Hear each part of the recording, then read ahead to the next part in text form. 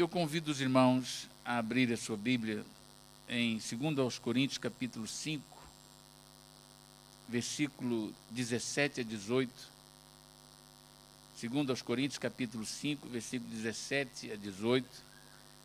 E eu coloquei aqui como tema, para prender aqui a minha atenção, para não desviar do assunto, e também ajudar os irmãos a compreender essa palavra. Eu coloquei assim, a reconciliação com Deus. O versículo 17 do capítulo 5 diz assim, e estou lendo numa versão da linguagem atual: quem está unido com Cristo é uma nova pessoa. Acabou-se o que era velho e já chegou o que é novo. Tudo isto é feito por Deus, o qual, por meio de Cristo, nos transforma de inimigos em amigos dele. E Deus nos deu a tarefa de fazer com que os outros também sejam amigos dele. Deus nos fez como embaixadores de Cristo. As pessoas que estão unidas em Cristo Jesus são novas criaturas. Quando aceitam a Cristo Jesus, elas deixaram de ser aquelas pessoas pecadoras, mortas nos seus pecados, nos seus delitos. É como se ela tivesse nascido de novo. Começou uma nova vida. Aquilo que é velho passou e agora tudo se fez novo na vida dessa pessoa. E diz a palavra de Deus que tudo isso é feito por Deus. Isso vem de Deus, que em Cristo Jesus, por meio de Cristo Jesus, transforma o inimigo em amigos dele. O Evangelho, a pessoa de Jesus Cristo, a obra que Jesus Cristo veio realizar, veio transformar os inimigos de Deus em amigos dele. E mais interessante, além desse privilégio que nós temos, de ter sido transformados, salvos, libertos, tornados amigos dele, ele também nos constituiu, nos deu a tarefa de fazer com que os outros também possam ser amigos dele. Ou seja, quando eu prego o Evangelho, quando eu falo para alguém, quando eu anuncio a palavra de Deus, quando eu faço aquilo que fizeram comigo, quando você faz aquilo que fizeram contigo, a forma que usou pode ser diferente, o método pode ser diferente, mas quando você leva a oportunidade das pessoas para que elas possam também ser o que você é hoje em Cristo, você está cumprindo uma tarefa que Deus determinou para que nós pudéssemos fazer as pessoas serem amigos dele. A inimizade foi cravado lá na cruz do Calvário. Domingo passado preguei sobre isso. Jesus, ali na cruz do Calvário, ele acabou com essa inimizade. A cédula que era contra nós foi cravada ali na cruz. Deus acabou com a inimizade, fez a amizade entre nós e ele. Então essa é a tarefa que Deus constituiu a igreja. Fazer com que os outros também sejam como nós, amigos dele. O objetivo do apóstolo Paulo, ao escrever a carta aos Coríntios, era em primeiro lugar, e eu vou falar sobre, por causa deste tema, em primeiro lugar, o primeiro objetivo dele era combater as influências destrutivas que os falsos mestres estavam exercendo sobre a igreja de Corinto. Isto, aproveitando um momento constrangedor vivido pela igreja, em que foi preciso corrigir um desvio de conduta, e Paulo estava escrevendo a segunda carta, que a primeira carta criou-se uma confusão muito grande, porque havia lá uns desviados que estavam cometendo um pecado tão grave que foi preciso de ser corrigido, e aquilo criou um mal-estar tremendo. E os falsos mestres, os falsos profetas, aproveitaram aquele momento de desequilíbrio emocional e de contorção espiritual e começaram a disseminar as suas heresias e fizeram a vida negra à igreja. E o objetivo por trás daquelas ações aparentemente era coisa humana, mas por trás estava o diabo, que é o principal interessado em impedir que as pessoas sejam salvas. Não existe ninguém na face da terra que seja mais interessado que uma pessoa se perca, que uma pessoa vá para o inferno. Não existe ninguém, não existe nenhuma criatura, nenhum ser na terra mais interessado do que o diabo para que as pessoas não acreditem na verdade, que permaneçam na mentira, no engano, e elas se percam e vão embora condenadas, porque ele é o lugar para onde ele vai. Ele está condenado, ele já está vencido e condenado, e ele quer levar o maior número possível de pessoas com ele. Então, quando nós pregamos o Evangelho, quando nós falamos do Evangelho, quando nós vamos anunciar o Evangelho, nós estamos enfrentando uma resistência muito grande, porque o adversário não quer que a palavra seja anunciada. Ele não quer que as pessoas ouçam a verdade. Ele faz de tudo para que as pessoas se sintam confortáveis, achando, não, eu sou religioso, eu pertenço a uma religião, eu não sou pessoas tão más, eu não faço certas coisas, eu estou bem. Mas sem Jesus não há salvação. Então, o inimigo vai fazer de tudo para que as pessoas acreditem que estão bem. Mas se elas não têm Jesus como Senhor da sua vida, como seu Salvador, não tem salvação. Quem não tem Jesus não tem a vida eterna. E o inimigo vai tentar fazer isso. E os falsos profetas, os falsos mestres, aproveitaram o momento e começaram a disseminar as suas heresias. E houve grandes conflitos. E Paulo, como tinha a responsabilidade de anunciar e de proteger, de pregar o Evangelho e defender a verdade do Evangelho, ele, depois de passar por muitas situações, ele vai escrever essa segunda carta. Porque aqueles homens queriam desacreditar a autoridade dele, a autoridade do seu ministério e, consequentemente, destruir a pureza da fé dos crentes em Jesus. Disse assim, ele não tem autoridade para fazer isso, para corrigir o pecado? Quem é ele para corrigir, para dizer que as pessoas estão erradas? Quem é ele para poder dizer que essas coisas não podem? Que ele é Deus para fazer? Começaram a criar situações, porque Paulo estava pregando o Evangelho.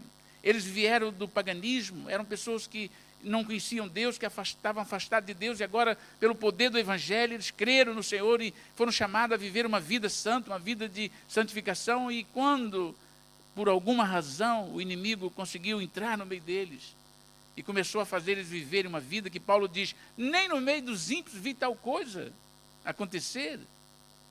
Então aquela situação criou um mal-estar. E eles aproveitaram para descarregar e diz, vamos tentar agora. O diabo diz, vamos fazer com que as pessoas não acreditem mais na verdade. E fiquem todos eles embaraçados com este mundo e esqueçam a verdade. E Paulo então escreve essa segunda carta em defesa da verdade.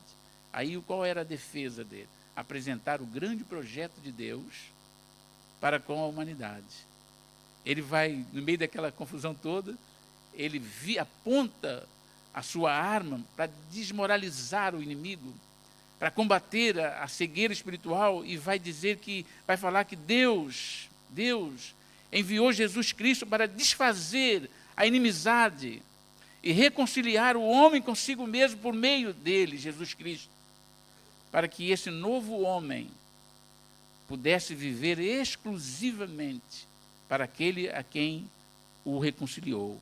Essa nova vida implicava numa conduta de separação do pecado, de consagração para o serviço de Deus. Paulo diz, ei, vocês foram comprados com um preço caríssimo. Vocês foram resgatados, vocês foram escolhidos para servir a Deus. Vocês foram chamados para servir a Deus, vocês foram chamados para ser propriedade exclusiva de Deus. Então Deus veio desfazer a inimizade que havia entre vocês e ele enviou Jesus. Jesus fez tudo para que vocês pudessem ter essa nova vida. E ele vai escrever, continua escrevendo, e ele diz assim, Paulo vai dizer aos Coríntios, ele começa a escrever, dizendo, eu louvo a Deus por causa do seu auxílio nas aflições e por compreender o propósito das aflições. Ele diz, eu louvo a Deus hoje por tudo que está acontecendo. Eu louvo a Deus porque Deus tem permitido que essas coisas aconteçam para que eu pudesse louvá-lo, bendizê-lo, porque hoje eu posso compreender a razão, os propósitos. E ele vai escrever sobre isso. E eu lembrei e anotei aqui. E quando ele está falando das aflições, o salmista também já afirmava: Deus é o nosso refúgio e nossa fortaleza, o nosso socorro bem presente na hora da angústia. Deus é o auxílio, é o socorro do crente. Então Paulo começa a escrever, 2 Coríntios capítulo 1, versículo 3 e 4, versículo 8 a 10, ele vai falar disso. Eu louvo a Deus porque tudo isso serve para que nós possamos ser abençoados e também abençoar outras pessoas. E ele vai explicar isso. Capítulo 1, versículo 3 e 4, depois versículo 8 a 10. Diz assim, versículo 3. Louvado seja o Deus e Pai de nosso Senhor Jesus Cristo, o Pai bondoso, o Deus de quem todo recebe ajuda. Ele nos auxilia em todas as nossas aflições, para podermos ajudar os que têm as mesmas aflições que nós temos. E nós damos aos outros a mesma ajuda que recebemos de Deus. Paulo diz, eu louvo a Deus, porque quando eu sou experimentado por Deus, que eu passo pela ajuda de Deus, Deus prepara-me para que eu possa também abençoar os outros, para ajudar os outros, a consolar os outros, a confortar os outros, da mesma forma que eu sou confortado com Deus. Então há um mistério glorioso quando nós nos deixamos dirigir por Deus, guiar por Deus, porque tudo que acontece na nossa vida é bom para nós. Mesmo os momentos difíceis, é bom para nós, porque quando nós somos experimentados, então nós passamos a ajudar outras pessoas que estão a sofrer as mesmas coisas que nós sofremos e que não tiveram ainda oportunidade. E Deus diz, vai lá, empresta o teu ombro, consola, conforta as pessoas, ajude as pessoas. E é por isso que muitas pessoas não podem ignorar esse princípio, que há pessoas que têm experiência. A experiência não vale nada, experiência vale muito. Uma experiência com Deus vale muito. Assim como na vida secular, há pessoas que têm muita experiência em determinadas coisas, e é muito importante ouvi-la e receber dela instruções, espiritualmente falando, a experiência com Deus vale muito. Porque Deus, diz a palavra de Deus, que Ele nos auxilia, Deus nos auxilia em todas as nossas aflições, tribulações e luta, para podermos ajudar os que têm as mesmas aflições que nós. Então, quando nós somos treinados por Deus, nós podemos também, da mesma forma, ajudar aos outros aquilo que nós recebemos de Deus, dar às pessoas. Como é que você pode dar se você não recebeu? Como é que você pode dar alguma coisa se você não tem? Como é que nós podemos estender as mãos para alguém se nós não temos condições? Então, Deus trabalha em nossas vidas. E é bom que nós entendamos isso, que quando Deus está a contar conosco, não é porque Ele não tem outra pessoa que Ele podia fazer. É porque Ele quer contar conosco, a misericórdia dEle, a bondade dEle. Então, quando nós falamos para as pessoas de Jesus, nós anunciamos a Jesus Cristo, nós falamos daquilo que Ele fez na nossa vida. Nós podemos dizer, não, as pessoas dizem, mas eu penso que para mim não há nada. Não, assim, se Deus fez comigo, não pode fazer contigo? Aonde é que eu sou melhor do que você? Paulo diz assim, Deus fez isso comigo para mostrar nos tempos vindouros a sua graça, a sua misericórdia. Porque se Ele salvou a mim, um perseguidor da igreja, uma pessoa que perseguia a igreja, que fez tudo contra a igreja, Deus me salvou, ainda me colocou no ministério, me teve por honrado me colocando no ministério. Se Ele fez comigo, fez para mostrar nos tempos futuros a sua bondade, a sua misericórdia, a sua graça para com o pecador. Paulo tinha consciência de que ele estava servindo a Deus, o que ele estava fazendo, que Deus fez com ele, Deus fazia também com outras pessoas, e podia fazer. Ele diz, não, ele pregava, e aquilo era uma motivação para ele pregar. Hoje de manhã, a escola dominical falou sobre ele, sobre as motivações certas. Ele, quando pregava, ele diz, não, Deus mudou a minha vida. Se Deus fez comigo, não pode fazer com eles. Nós, quando olhamos pessoas,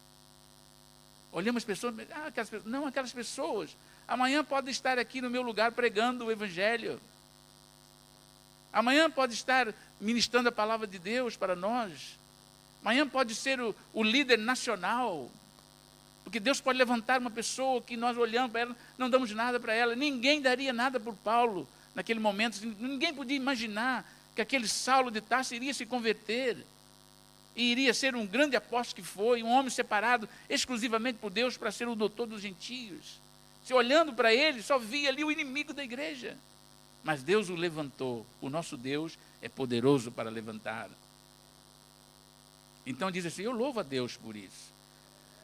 Por todas as aflições. Ninguém gosta de passar aflição. Ninguém gosta de ser apertado. Ninguém gosta de... Mas isso é importante. Isso é importante. Isso faz-nos chegar mais perto de Deus. E Deus nos treina, nos prepara, para que nós também possamos estender as mãos às pessoas. E o versículo 8 diz assim, irmãos, olha só que interessante também essa passagem. Continuando aí, capítulo 1, versículo 8. Irmãos, queremos que saibam das aflições pelas quais passamos na província da Ásia. Paulo está dizendo assim, eu vou ler, mas deixa eu só fazer aqui uma observação, para você que está me ouvindo em casa, você que não conhece Jesus Cristo, está ouvindo agora, talvez por acaso ligou aí a internet, está ouvindo, alguém te falou, não importa. Talvez seja a primeira vez que você vai ouvir, eu quero dizer a você o seguinte, a vida com Cristo não é uma vida livre dos problemas, das dificuldades, das aflições. Esse evangelho que alguém diz assim, eu vou aceitar Jesus, vai acabar os meus problemas, isso não é verdade. Mas nós temos alguém que defende-nos, que trabalha por nós, que peleja por nós nas lutas e aflições, nos consola, nos conforta, nos ajuda, nos auxilia, porque Ele é o nosso socorro bem presente. É um Deus que está conosco sempre. Então Paulo vai dizer assim, irmãos, eu quero que saibam das aflições pelas quais passamos na província da Ásia. Os sofrimentos que suportamos foram tão grandes e tão duros, que já não tínhamos mais esperança de escapar de lá com vida. Eles passaram um aperto tão grande, que chegaram a pensar, perdemos a vida. Ele diz, mas nós, e ele vai explicar, ele passou uma experiência, e é interessante isso. Diz, nós nos sentimos como condenados à morte. Agora chegou a hora. Esse é o nosso fim. Mas isso aconteceu para que aprendêssemos a confiar não em nós mesmos, e sim em Deus que ressuscita os mortos. Paulo diz, tudo aquilo que aconteceu foi para que eu não colocasse a confiança em mim, para que eu não pensasse que eu tinha condições, eu de mim mesmo posso fazer muitas coisas. Ouça, sem Cristo nada podeis fazer. Jesus diz, sem mim nada podeis fazer. E Paulo diz, tudo aquilo que aconteceu conosco foi para que nós tomássemos uma lição, aprendêssemos. Que nós não podíamos confiar em nós mesmos, mas em Deus, que é Ele que tem o poder para ressuscitar até os mortos. E Ele nos salvou, diz o versículo 10. E continuará a nos salvar desses terríveis perigos de morte. Sim, nós temos posto nele a nossa esperança, a certeza de que Ele continuará a nos salvar. Paulo está dizendo, nós pregamos o Evangelho, estamos anunciando o Evangelho, porque Jesus veio para servir de meio para que houvesse uma amizade entre Deus e os homens. O inimigo vai lutar, vai pelejar para tentar impedir as pessoas de serem salvas. Mas nós vamos continuar a pregar o Evangelho. Nós vamos continuar a pregar essa mensagem, anunciar a salvação em Cristo Jesus, porque Deus nos fortalece, é dele. Todas as coisas que acontecem, nós vamos confiar nele, a nossa esperança está nele. O Senhor é que pode guardar a sua igreja, o seu povo, e pode fazer da sua igreja uma atalaia, um mensageiro fiel para anunciar a sua salvação. E o versículo do capítulo 4, versículos 16 a 18, ele continua a falar sobre essa questão de ter vindo Jesus, de resgatar o homem. Ele diz assim, nesta pregação do Evangelho, nós nunca ficamos desanimados. É engraçado isso. Ele diz, nós nunca ficamos desanimados. Versículo 16 do capítulo 4. Por isso, conhecendo o poder de Deus, sabendo que Deus tem feito os resgates que Deus anda a fazer, levantando vidas, salvando almas, transformando vida, ele diz, nós nunca ficamos desanimados, mesmo que o nosso corpo vá se gastando, o nosso espírito vai se renovando dia a dia.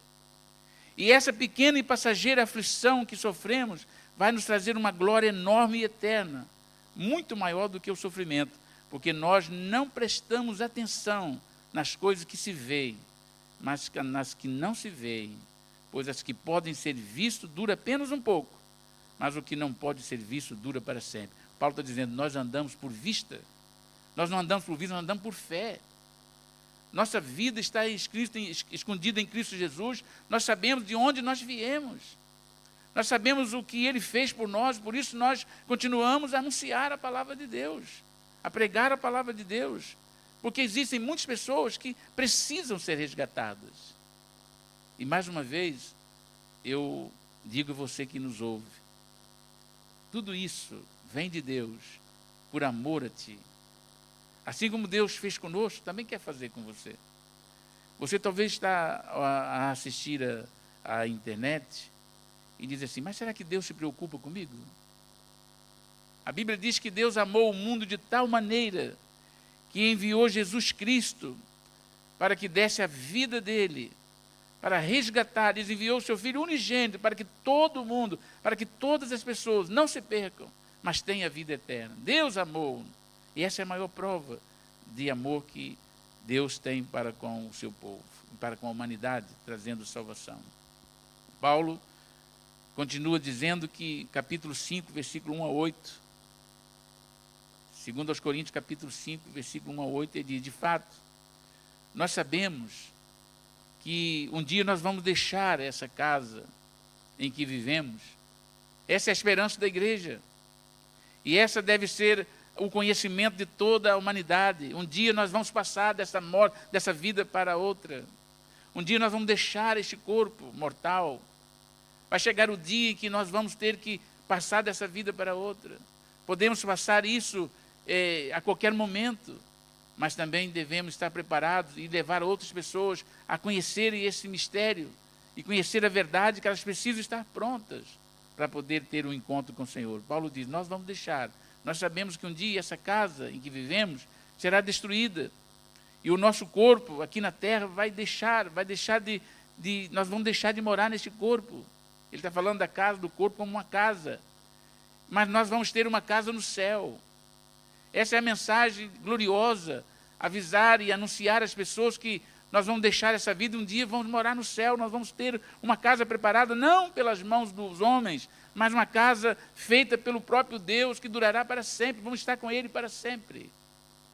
Essa mensagem deve ser uma mensagem que alegra o coração da igreja, mas também que nos responsabiliza a dizer às pessoas, a partir da nossa casa, que nós um dia vamos deixar este corpo, um dia nós vamos passar para a eternidade, e existe uma casa preparada por Deus, não feita por mãos humanas, mas pelo próprio Deus, onde nós vamos estar com Ele para sempre.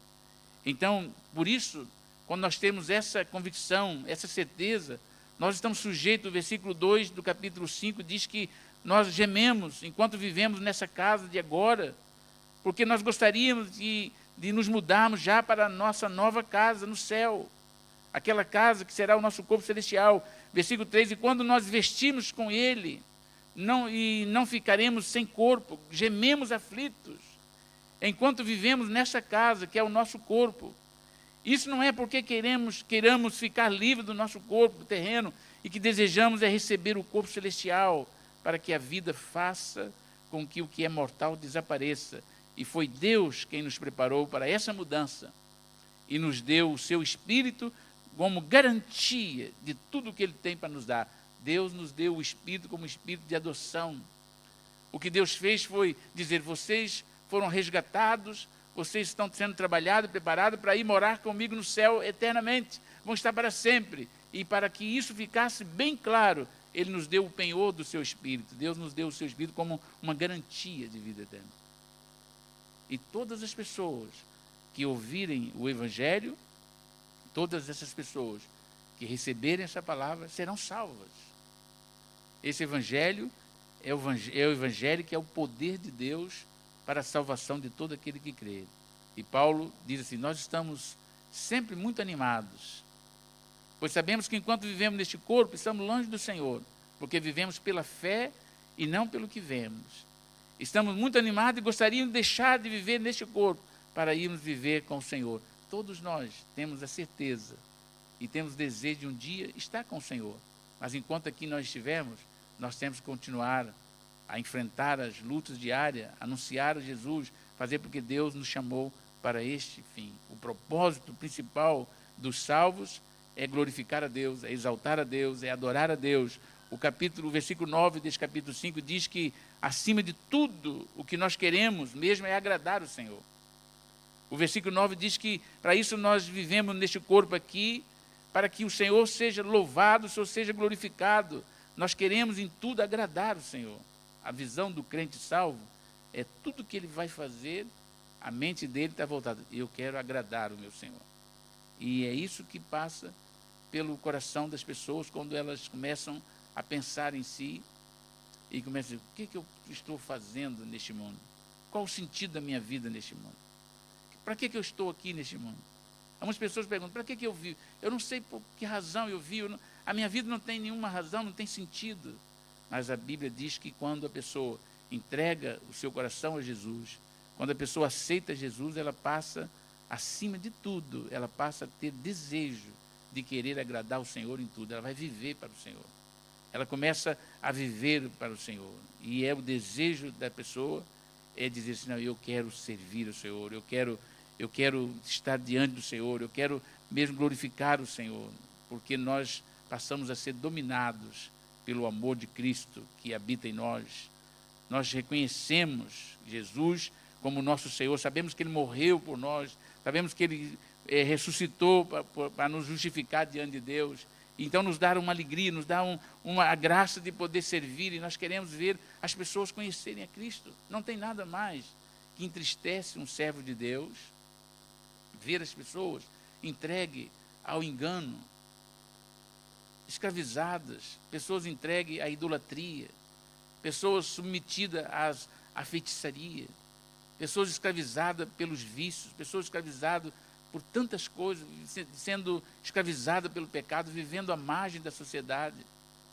Não tem nada que possa entristecer mais aos salvos de saber que essas pessoas, se elas permanecem nesse estado, se essas pessoas continuam com esse sentido de vida, elas serão condenadas.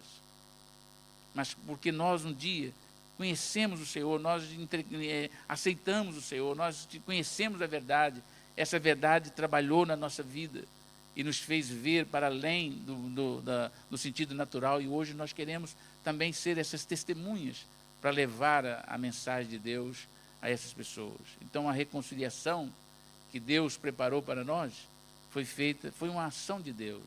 Não foi porque nós éramos pessoas boas, não é porque nós éramos pessoas que tinham os nossos méritos, não foi porque nós fazíamos, não, da Bíblia diz que isso tudo é feito em Deus.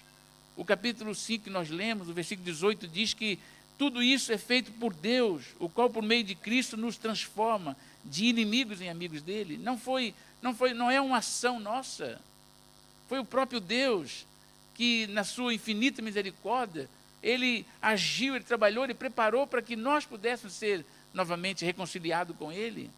E Ele trouxe Jesus para que isso pudesse acontecer. Então eu repito a exortação que a palavra de Deus nos dá, que Deus fez isso e também nos constituiu uma tarefa para que nós pudéssemos também fazer com os outros. Então eu tenho o dever, como servo de Deus, alcançado, tornado amigo de Deus, procurar fazer outros amigos para Ele. A tarefa que Deus me dá é que eu preciso levar essa palavra, porque Deus quer também ter relacionamento com as pessoas que hoje estão como se fossem inimigas dele. O pecado cria uma inimizade entre o homem e Deus. O pecado cria uma barreira, uma muralha, uma separação, e essa pessoa está constituída uma inimiga de Deus. Mas Deus, através de Jesus Cristo, quer trazer uma reconciliação. Não espera que o homem faça, Ele mesmo vai à procura do homem. Talvez você que me ouve agora, que ainda não aceitou Jesus, está dizendo assim, mas como isso? Olha, está aí a prova. Deus está falando ao seu coração nessa noite. Deus está levando a você uma mensagem, dizendo assim, Deus, Ele mesmo está interessado em que você aceite Jesus para que essa inimizade acabe e você passe a ter um relacionamento com Ele. Foi Ele que preparou, foi Ele que tomou a iniciativa. A nossa mensagem, diz a palavra de Deus, versículo 19 do capítulo 5, diz que a nossa mensagem é essa: Deus não leva em conta os pecados dos seres humanos, mas por meio de Cristo Ele está fazendo com que eles sejam os seus amigos. E Deus nos mandou entregar a mensagem que fala da maneira como Ele faz com que eles se tornem seus amigos. Portanto, estamos aqui falando em nome de Cristo, como se o próprio Deus estivesse pedindo por meio de nós. Em nome de Cristo, nós pedimos a vocês que deixem que Deus os transforme de inimigos em amigos dele. Deus nos constituiu como embaixadores para apelar ao pecador, dizer: você, ouça, deixa Deus trabalhar na sua vida, não endureça o teu coração, abra o seu coração, para que Ele possa fazer de você uma nova criatura. E aquelas pessoas que estão em Cristo, nova criatura é, as coisas velhas já passaram. Diz que Deus em Cristo Jesus colocou sobre Cristo toda a nossa culpa, a culpa dos nossos pecados, para que nós hoje em união com Ele vivamos de acordo com a sua vontade. Deus preparou Jesus para que eu pudesse viver a vontade dEle. Então essa mensagem é a mensagem que você precisa ouvir nessa noite, você que ainda não aceitou Jesus. Deixa Deus operar na sua vida, deixa Deus quebrar essa inimizade. Como é que isso é possível? Como é que isso é possível?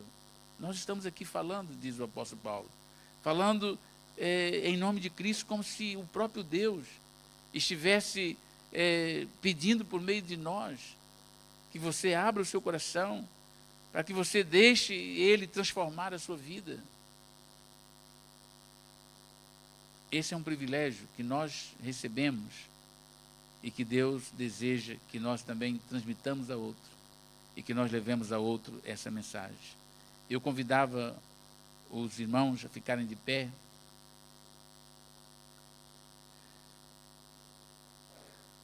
E quem sabe, nessa noite, você possa estar dizendo assim: eu não sei se eu estou preparado ou preparada para poder receber, eu dar um passo de fé. Eu não sei, talvez eu tenha que fazer alguma coisa, talvez Deus não se agrada de mim, talvez Deus não vai me receber. Eu quero dizer que Deus preparou tudo. A iniciativa é dele. Nós não temos condições de nos aproximar de Deus se Ele não nos chamar. O ser humano não tem condições de tomar a decisão de ir a Jesus por conta própria. Deus tem que abrir uma porta e Deus está abrindo a porta.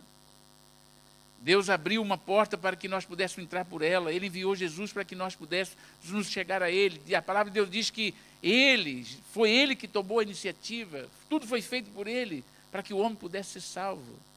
E essa salvação está na pessoa de Jesus. Tudo estava oculto até certo tempo, mas quando Jesus veio, Deus abriu a cortina do entendimento e revelou essa tão grande salvação. Por isso, o Espírito Santo diz: ao ouvir a voz do Espírito Santo, não endureçais o teu coração, mas receba essa salvação, esse poder de Deus, receba a bênção de Deus, a graça de Deus. Se há alguém aqui nessa noite que ainda não seja crente em Jesus Cristo, que ainda não aceitou Jesus como seu Salvador, pessoas talvez religiosas, talvez pessoas que dizem assim: olha, eu sou uma pessoa temente a Deus, mas você ainda não tomou a decisão de entregar o seu coração a Jesus. Talvez você na sua casa, que nos ouve agora, onde quer que esteja, você talvez não tomou essa decisão ainda de dizer: eu vou entregar meu coração, eu vou aceitar esse dom de Deus, eu vou aceitar esse plano de Deus para a minha vida. Eu vou abrir o meu coração e vou dizer: Senhor, eu estou aqui, eu preciso, eu necessito de perdão, eu quero ter perdão, eu quero ter a vida eterna, eu quero ter Jesus como meu Senhor, eu quero ter Jesus como meu Salvador, o Salvador da minha alma, o transformador. Eu quero estar em paz com Deus, eu não quero continuar como um inimigo, considerado como um inimigo de Deus. Eu quero que essa amizade seja feita. E nessa noite, nós estamos aqui apelando em nome de Cristo para que você deixe Deus acabar com essa inimizade, deixe Deus por fim a essa inimizade. Aceite o presente de Deus, Jesus Cristo, aceite a bênção de Deus na sua vida. Aceite Jesus como seu Salvador. Entregue o seu coração para Ele, entregue o seu caminho a Ele, e tudo Ele vai fazer por ti. O Senhor vai dirigir os teus passos, o Senhor vai guiar os teus caminhos, Ele vai iluminar o seu entendimento, Ele vai abrir as portas, Ele vai criar um ambiente para que você possa viver como uma nova criatura. As coisas velhas passaram.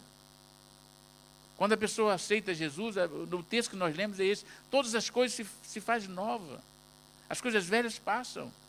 Ou seja, aquilo que talvez tenha afligido, talvez aquilo que tem abatido a sua consciência, aquilo que tem martelado o seu coração, aquilo que tem trazido aflição, aquilo que tem deixado você às vezes sem alegria, sem gozo, porque você sente que alguma coisa não está bem na sua vida, que você está em pecado, que você pecou, que fez alguma coisa no passado, alguma coisa que te deixou sem essa alegria de viver, sem certeza desse gozo da salvação. Hoje, a palavra de Deus diz que se você entregar o seu coração para Jesus, tudo vai passar, você vai ser uma nova criatura, as coisas velhas passaram, tudo vai ser feito novo, você vai começar uma nova vida.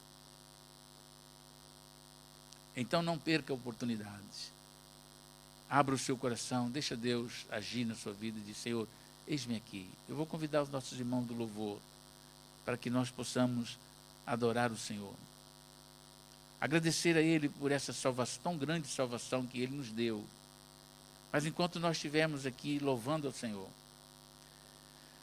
se você estiver disposto ou disposta, mesmo aí na sua casa, se você estiver com o seu coração aberto neste momento e humildemente se colocar diante do Senhor e dizer: Senhor, eu estou aqui, eu preciso, Senhor, eu desejo, eu quero uma mudança de vida, eu quero começar uma nova vida com o Senhor, eu quero hoje ter Jesus como meu amigo, como meu Salvador, como meu Senhor.